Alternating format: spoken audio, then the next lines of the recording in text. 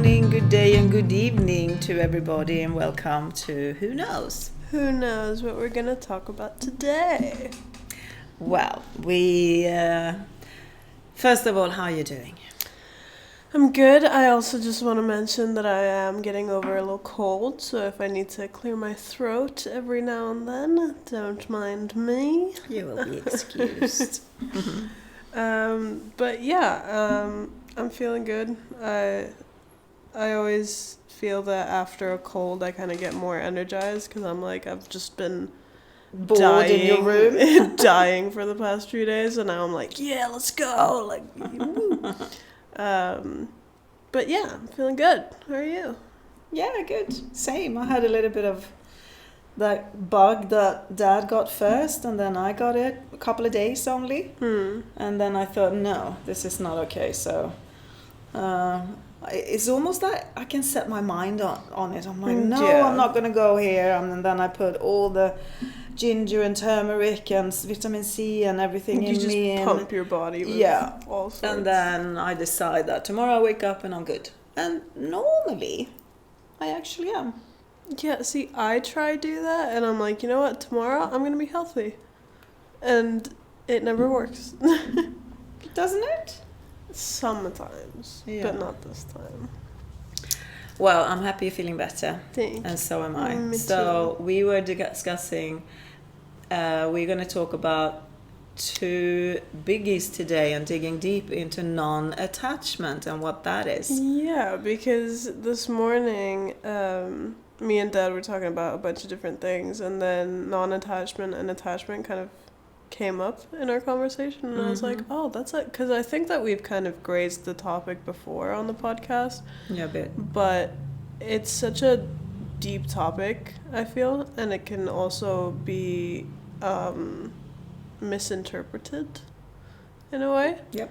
So, yeah, I wanted to delve a little deeper into it.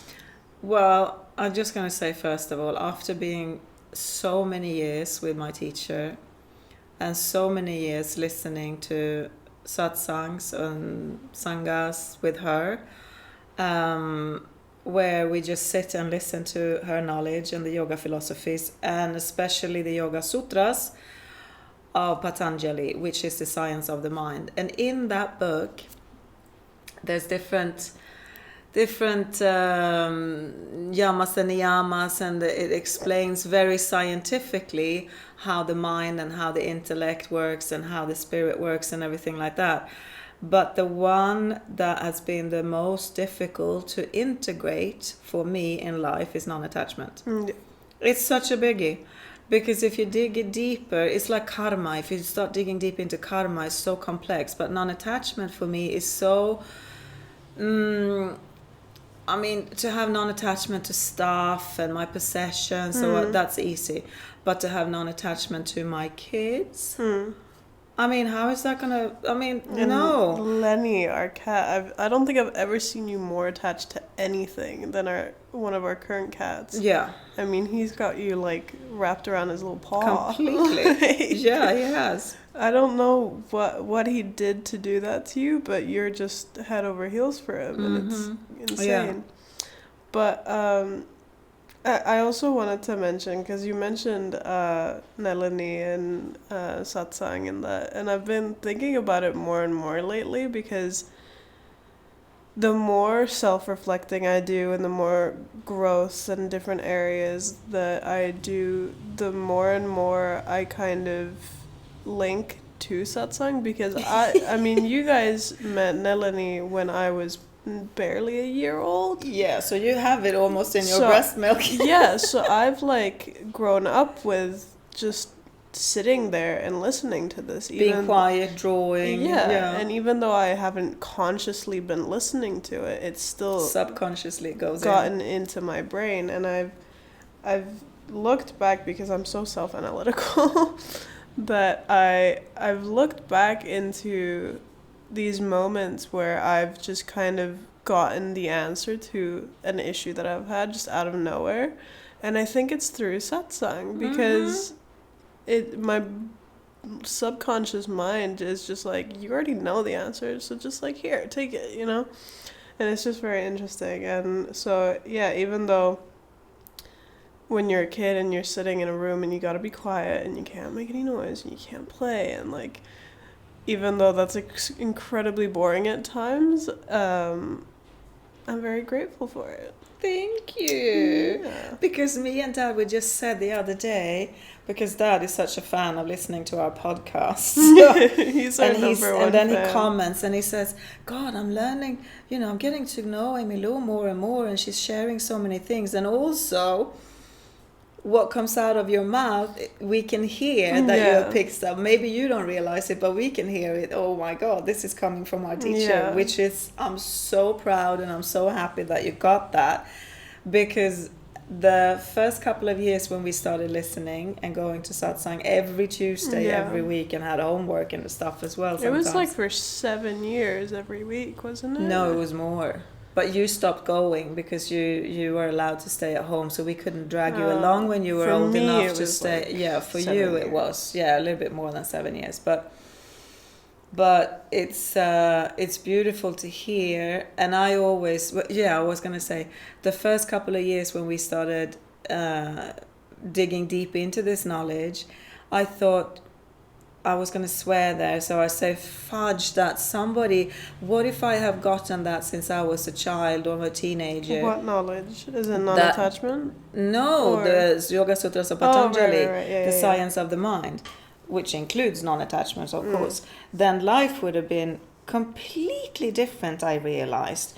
I'm so happy I got it now, because now after so many years, we kind of, it's in our backbone, most of it. And if I fall off my balance, I can always pick up the tools and get back on track again. And I mean, you can also just pick up the phone and give her a call, Oh yeah, for sure. Yeah. But but it's so lovely to hear that you appreciate that you actually got that, because it's a beautiful I've always philosophy. I've always been, air quotes, mature for my age, or like sometimes I've been no kidding. Like I've been told by many, and I've realized myself that I'm not the typical teenager mentally, you know. In certain areas I still have that teenage part of me, but still I feel like I've become aware of a lot of things that, like, so many people, including my therapist, have told me that what I've been able to achieve, there's people in their 60s who aren't even close. And I'm like, I'm not trying to put myself on a high horse here, but at the same time, it's just a little bit. It's an acknowledgement. That's okay, darling. Yeah. And I think I can completely sign for that. Yeah, I think that I'm realizing more and more that it has to do with satsang and Nelani and growing up in the environment that I've been around, you know, and the many different people and what Dad does. And anyway, that's not the topic for us today. No, but it starts there, I think. But it's just fascinating when you like realize these certain connections like within yourself. But yeah, I'm very grateful for Nelani. She's done a lot. Oh, she still does. Amazing. So going back to non-attachment, though, so it's almost tricky to talk about without doing it in different categories. Yeah. So how many categories do you think? I mean, non-attachment is kind of weird, because I feel like I have my own perspective of non-attachment, and I don't know if that's like the correct one or not. But to me, non-attachment is, because a lot of the times when I mention the way I think about non-attachment, people are like, what? Like, huh? But I feel like it gets kind of misunderstood as when you're non-attached that you can't love something. Which I see That's not true. Yeah, no, but I get that reaction a lot. Really? Yeah, because it's like, oh, you're not fully involving yourself in this. No, that's two different things. Yeah, but I don't know, that's the reaction I get. And so for me, non-attachment is, obviously you still care for something or someone, and you still love it the same way, but you don't need them in your life. If they were to disappear, if something were to happen to it or them, it's still okay. Like, you're still gonna be fine. It's not the end of the world. It's fine. You know, that's my form of seeing non-attachment. I don't know if that's correct or if that's the way I've just kind of programmed Well, if myself. it's correct for you, it's correct for you at the moment. Yeah, but I mean, I don't like. So is there anywhere with non-attachment where you feel that you're struggling? I'm not sure because I don't really see myself as, like, I don't really view myself as attached to many things. You're grinning at me. A little bit. What's in your phone? No, but there's one thing to experience and really, really 100% be non-attached, which I haven't seen in a lot of people actually. 100%. It's I can count them on my hand or half my hand. Because being 100% non-attached. I'm not saying I'm 100% not attached. No, I didn't. No, I didn't. Yeah. No, I heard that. I don't. But I'm asking you because you grinned at me when I said that, so I'm wondering what went through your head to be like that you disagree with that. Because this is also helping me, like, self. No, but okay. reflect. If we start at a very easy way, you like stuff, things, Yeah. clothes, and I think for me anyway, if I lose things, depending on how I lose, if somebody steals it, Yeah. it's upsetting because that's just messed up. Yeah, but in that case scenario, if someone steals something from me, like, I've had things stolen from me, but at the same time, I'm not upset at the fact that I've lost that thing. I'm more upset at the action of it. Like, I don't really care how I lost it. I mean, no, let me rephrase that. Yeah. I don't really care about the fact that I did lose it. I care about the way that I lost it, if that makes sense. Yeah. So it's just like, if someone steals something from me, then yeah, I'm going to be pissed at them, not because of what they took, but because of what they did. Okay, so let me ask you, what is the most precious thing that you own at the moment? Material thing? Yeah. Piece of clothing, shoes, stuff, iPad, phone, jewelry. What is it that you feel this I will never like to lose, or this will be with me? Like, okay, your tarot card deck. No, I can live without that. I mean, it would suck. But at the same time, like, when I see the tarot card deck, like, it's currently a very important thing in my life, and it's helping me. Yeah, it's making with a you lot. money. Yeah, it's helping me become independent. Yeah. But at the same time, I don't have this, like, attachment to it. Is it like, if I were to lose them, that's fine. Like, that's completely fine. But when you asked what's my most valuable thing, I think Marvin. No. That's our kitten. That's our kitten. And it's funny because when we first got Marvin, because we have Marvin and Lenny, and Mom's very attached to Lenny. And when we first got Marvin, I got severely attached to Marvin, which was kind of a very eye-opening experience because I've never been so attached to anything. I know. I know you kept saying. I know. Mom, I don't know what's like going. it was. I was Yeah. like, who am I? What's happening to me? Like, this is so. What the hell? But then I kind of snapped out of it, and I realized that that's a very uncomfortable way to live, I feel. Because I was just constantly concerned of something happening to him, and, like, what am I going to do when something happens to him? And it was so much, and the last thing that I ever want me to go through is stress, because stress is the killer of the mind. So I just kind of slapped myself on the wrist and was like, you know what, no. And now I adore him and I love him to death. He's my baby. But at the same time, if he were to die tomorrow, I'd be okay with that. He's not gonna though. No. No. Knock on wood.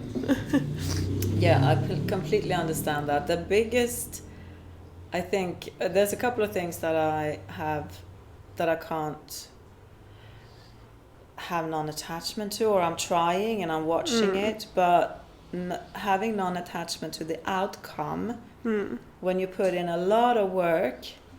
Yeah, that's the thing also, because I love this topic because there's so many layers to it. Yeah. Because when you think non-attachment, you think purely physical things. No, but that's what I meant when I said you almost have to put it in different categories. Yeah. So the first category is like stuff that you can touch, physical. It doesn't matter if it's your clothes and or relationships. And then, that's a bit tricky as well, especially, kids and that's dad and, it's... That's a very funny thing because I feel like I'm pretty detached to most things. But as soon as I get into a relationship, I have severe attachment issues then because I have severe abandonment issues. So then I'm like, I need this person to stay, so I get very attached to them because I'm so desperate for that like connection, that sustainable connection. So in those scenarios, I have terrible attachment issues. Yeah. But don't say terrible. They're not terrible. They're just they are. I dislike them severely. So for but me, if they're terrible. You recognize them. Yeah. Then you're actually aware of them and you do something about it and you're working on it. Then they're not severely. I think we should watch how we speak about ourselves a little bit because then in my perspective and in my experiences with it has been severe. Okay. And it has been terrible. Okay. So I will word it that way. Okay. But yeah, I mean, I am working on that to the best of my abilities. It's very challenging and it's mortifying because it goes against my entire being to do that. But what were you gonna say about like attachment to outcomes? Yeah, what I was asking was, for me, this is a bit of a tricky one because having non-attachment to the outcome of something. Yeah. Let's say I've been working on something really hard and then it doesn't really matter what it is. So if I'm painting, if I'm writing, if I'm, I want the outcome to be good. Yeah. That's the drive for me to actually do something. It's the creative process, but at the same time, I have an attachment to whatever I'm doing. Yeah. I want that to be successful. Yeah. So there's an attachment to that outcome, which sometimes I put a lot into it and sometimes a little bit, less basically, depending on whatever it is. So having attachment to the outcome within your work or whatever, it's like when you go to school and you study for an exam, you have an attachment to the result of the exam because you've been studying and putting a lot of work in. So that is a tricky one for me. So this is a question. Are expectations and attachments to the end goal basically the same thing? No. Because that's kind of what I'm understanding. That like you're expecting this good thing to happen. You're expecting a good grade. You're expecting success. You can expect without having attachment to it. But you just described it that way. That's why I'm asking.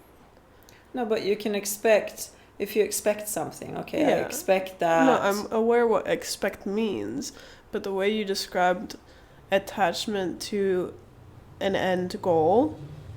To the outcome. Yeah, it sounded similar to expectations. Yeah, it might sound like that, but it's different things. In what way is it different? Okay, so let's say this is a really bad example. No, let's say, okay, you say that you're going to cook dinner for us tonight. Okay. And I feel that you're in a good mood, you got music on, you're having fun in the kitchen. I expect that dinner is going to be nice and we're going to have a lovely dinner. Mm-hmm. But I have no attachment to the outcome whatsoever. If that dinner burns up, I'm not going to flinch. I'm just going to, oh, that's sad, you know. But the expectation... Okay, so when you're... Do you see what I mean now? When you're attached to an end goal, then you get upset. If I had an attachment to that dinner was going to be amazing and then you burn the whole thing, then I'll be upset because I'm attached to that dinner now that I'm waiting for. If the dinner was like your last possible resource for like a very important VIP dinner party that you're hosting, that I'm making, yeah, then you have an attachment to the outcome. Yeah. Yeah. But if it's just a nonchalant dinner, then it's an expectation. Yeah, then I haven't got any attachment to it. Okay. I just wanted to differentiate. Yeah. So for me, it's different anyway. I don't know if I explained that or it was a I mean, good I example. understood it, so like... Yeah. But yeah, I mean, attachments to outcomes, that's an interesting one because I always try to keep my expectations not low. I just try not to have any expectations whatsoever. Yeah, it's easier. Yeah, because then you don't get disappointed or you don't get overly excited. But at the same time, you want to have goals. Yeah. Lenny's going crazy. But I mean, attachment, I need to think about that one for a second. Okay, so I'm going to put you in your situation around, because you have two different avenues at the moment that you're trying to work with. Yeah. So you got your readings and you got your Etsy shop. Yeah. And the Etsy shop that you're sitting, you're designing things and everything. So you have a goal to sell your digital products on your Etsy shop. I think out of the two, I don't have attachment to the Etsy shop, but I think I have an attachment to the tarot readings. Mm-hmm. Because the tarot readings, I mean, the tarot readings in general are very emotional. It's a very emotional job at times, and I think that because it's kind of tapping into something quite personal of mine at the same time, it's important to me. Yeah. So out of the two, I'd say I'm more attached to the tarot readings. However, if the tarot readings were to completely fail and like it just everything collapses, no one wants, and I just everything just doesn't work out, then I think like I don't know, I don't think I'd be that, like I wouldn't be heartbroken or like completely devastated. No. I mean, you're not 5. No. I mean, you see kids. Yeah. It's funny because different ages and the attachment. Yeah. Oh my God. But then we grow up and we hopefully realize that, I don't need to have that attachment, because it's so freeing to not be attached. It truly is. When we start looking at that and when we realize that this is so much better to live like this, it doesn't really matter. The biggie one for me are you kids and Ole, Dad. And Lenny. Well, yeah, and the cats. Yeah, well, I know because we've lost so many animals, so I know. Yeah, but Lenny's done something to you. I don't know what he's done. Yeah, he's gone into my heart full time. Because he's not like a special cat or anything. He is. He's a prince. Don't get me wrong. He understands when I talk to him. I think that's why. He really understands when I talk to him. That's why, I think. Yeah, I mean, No, but these are, for me anyway, the hardest ones. yeah. And Nalini Ji, our teacher, when she talks about non-attachment, she says at the end, we shouldn't even have attachment to God, whatever God is for you. Ooh, that's an interesting one. I don't believe in God, but I do What is believe God? in this universal, infinite amount of Source. incredible energy that's, or whatever the hell is in control. You know, whoever's got the reins. That I believe in. And that's Which some people call interesting because God. I've never actually thought about being attached to that. I'm going to think about that. Because that one I do think I'm attached to. Because Me too. that one, like, It holds me. I'm in touch with that part every single day. Yeah. Ooh, interesting. I'm learning things about myself. Hopefully we do every day. Now, those two are the biggies for me.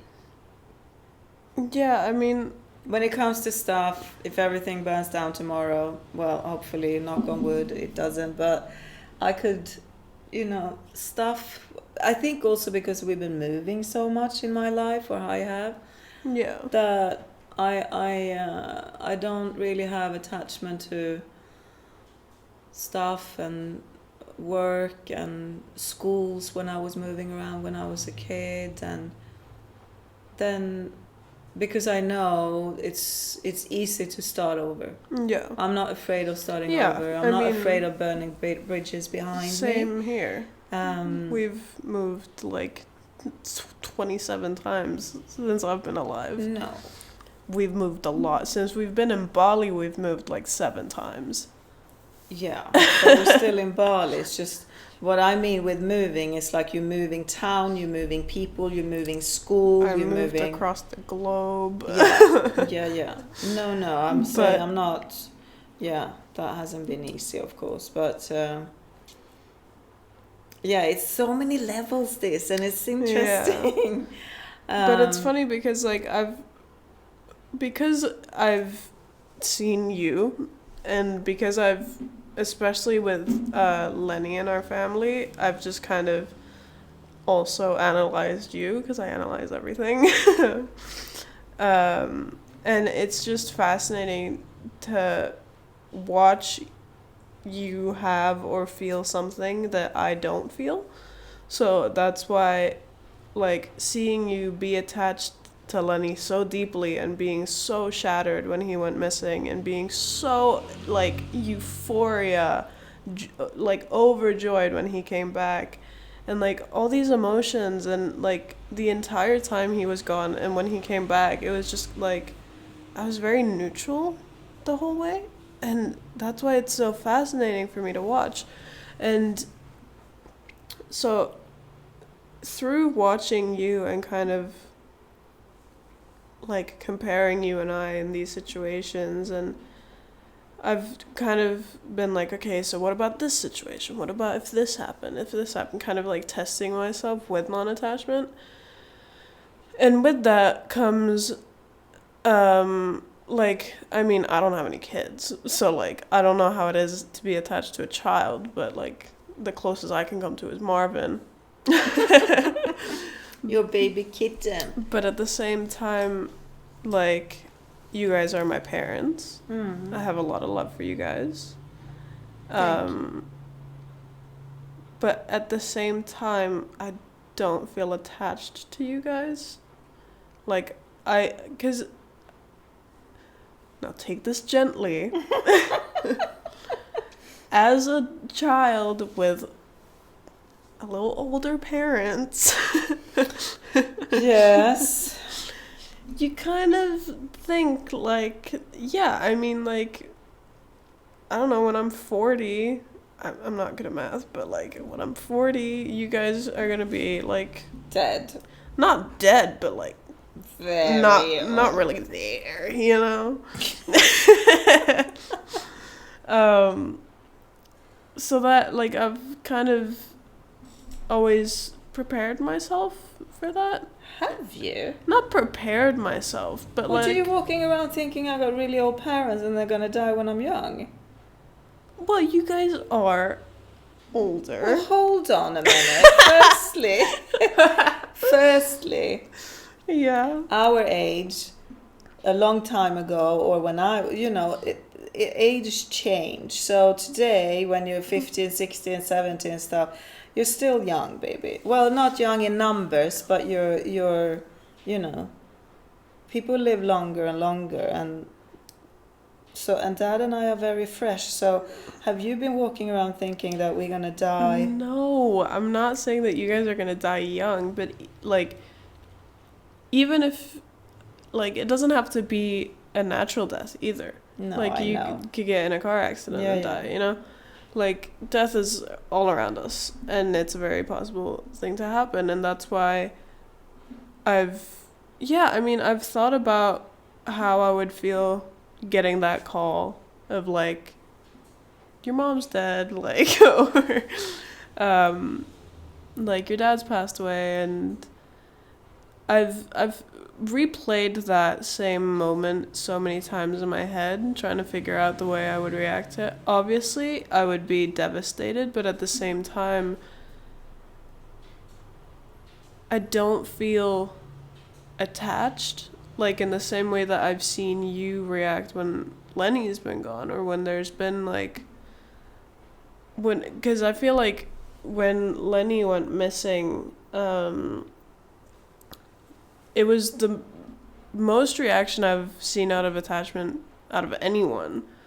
So it was so fascinating to watch. I think it was for me as well, because it had been so much with it. So for me, I was completely out of balance. The renovation of the house was shit. We had lost one cat already moving into this house. My balance and my spiritual muscles were down in the red. Yeah. All of it. So when this happened with him, it was just the drop that just tipped over the whole cherry thing. on top. Yeah. So if it was today and this would have happened, I think I would have reacted in a completely different way. But that was just, I was think so sad. You would have reacted in a different way, but you'd still be... Oh, I'd be sad, absolutely, but not like that. Not like that. But back to... No, because I can think like that as well.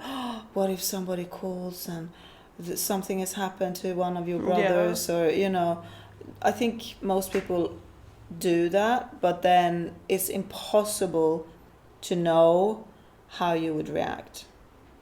No, I know that, but at the same time, you can still kind of figure it out. I mean, you're never going to be able to prepare yourself for that kind of situation. Well, I think you can. Depending on your views and how your beliefs, how you... Agreed. Because, look at Bali. They don't flinch. Death is so in their daily life, or not daily life, but they see death. They believe in reincarnation so heavily, strongly, so it's like when they're gone, they're not really gone. And I think that's also a reason why I'm not attached to living things, because I have connection to the other side. I mean, when my childhood cat that I grew up with, the day he died, I had a little dance party at home while you guys were at the bed bawling your eyes out. Yeah, true. I had the best day ever. And I think... I think it's easier for you to be non-attached to just that, because you have a connection to spirit on the other side. Yeah. But at the same time, like, I've only experienced death with animals. I've never experienced a family member that's died, or anyone close to me that has died, human, So I don't know how I would react to that situation. So that's why the thought of how, if I were to feel non-attached if you guys died, or if like that, I think that's why it's such a like, not fun, but it's a tricky little puzzle for me to unsolve in my brain. Yeah, it's fun to contemplate. Yeah. My mind went blank.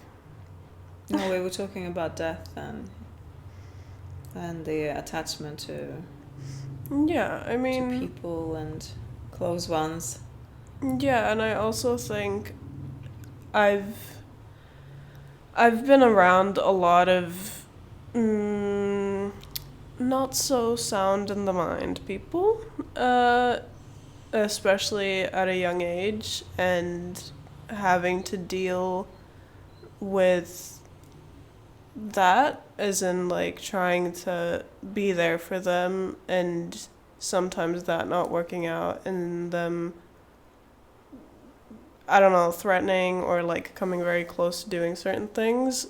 That also prepared me for it in a way, because it's like, I mean, I did my best, but clearly I can't help it, and if they do it, they do it, you know. It's I couldn't do anything, you know. So I mean, I think there's a lot of different levels or reasonings as to why to living things I don't think I'm that attached, or material things, but the actual, like, the thought of like being attached to non-physical things, spiritual things, energies, and end goals and things like that. That's the more interesting one for me, because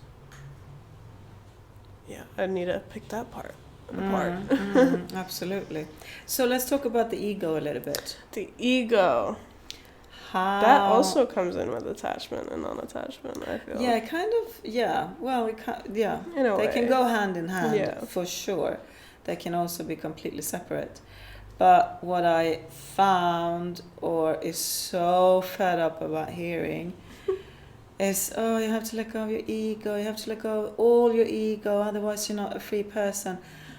That's not true, and that's my beautiful teacher again taught us, that the ego is actually serving us, and we need the ego. The ego is there to protect us, but we need to control it. Like everything else in the mind, we need to control it, because it's the ego that, if, for example, you put your hand on Hot a stove. burner, Yeah.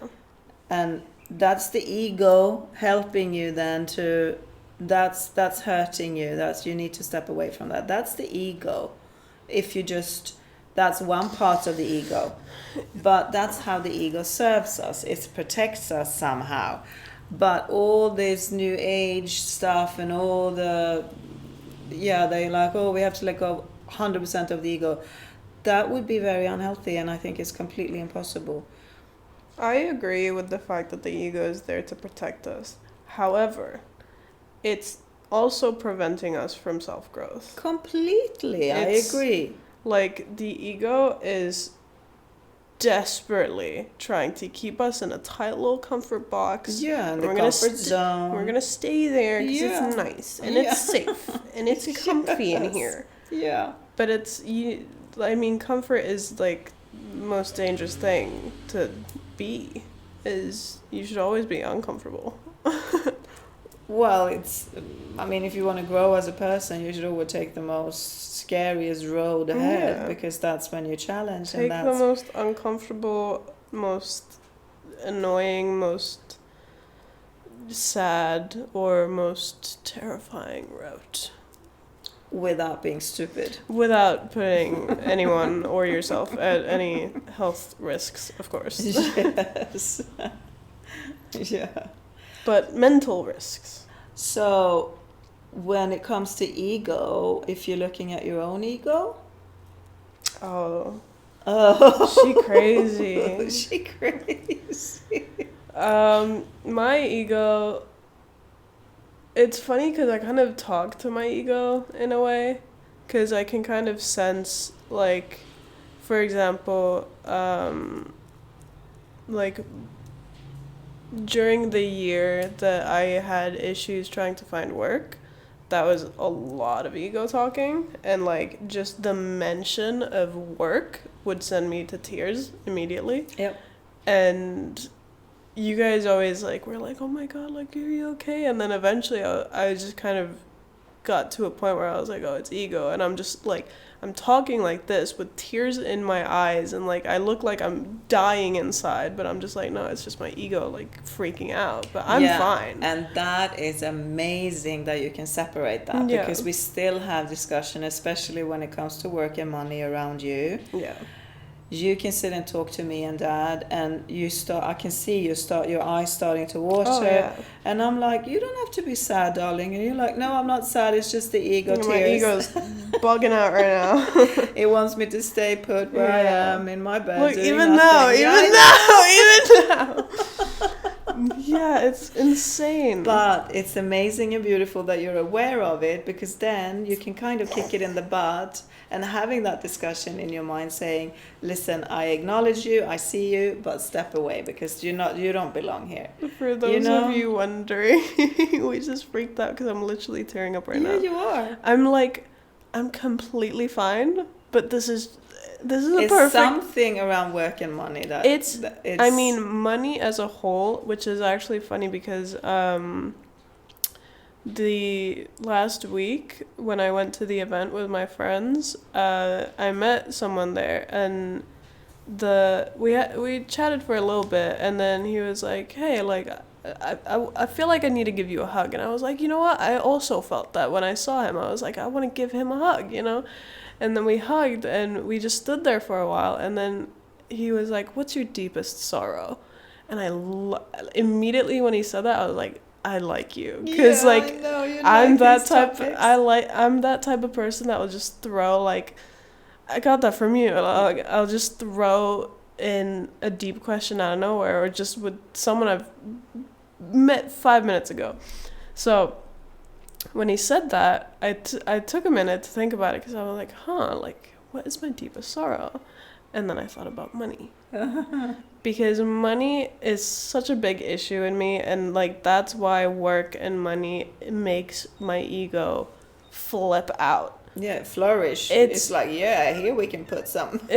I mean, like, I'm still trying to figure out the root of it. Yeah, me too. Or like the reasoning behind it, or how to kind of work around it. It's a very complicated topic, I feel, because money and work is all around me all the time, and it's a big energy as well. Yeah.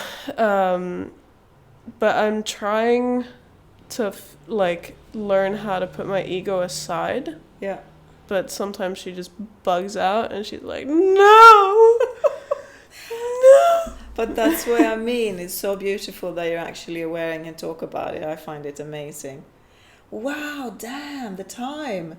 Okay, that went really fast today. Such a fun topic. But we're going to talk a little more on Substack. Yeah, and listen, if you enjoy our chats and talks and what we bring up here, please subscribe and share. That would help us a lot. And also, of course, carry on Substack. That also helps us. It's less than a cup of coffee, basically, to keep listening on our little backstage chat. I also want to mention that talking about like money and everything has put me in a fetal position in my chair. True. And I didn't even notice it, and now I'm like, wow, my ego's really like, no. Even your body. I don't wanna, yeah. It's so interesting to watch. But you're watching it, you're aware, so it's amazing. No. All right, thank you so much for being here again, and hope to see you on Substack for another little backstage patch, where I think we're gonna carry on with this topic. Yeah. Okay. Bye. Ciao, ciao.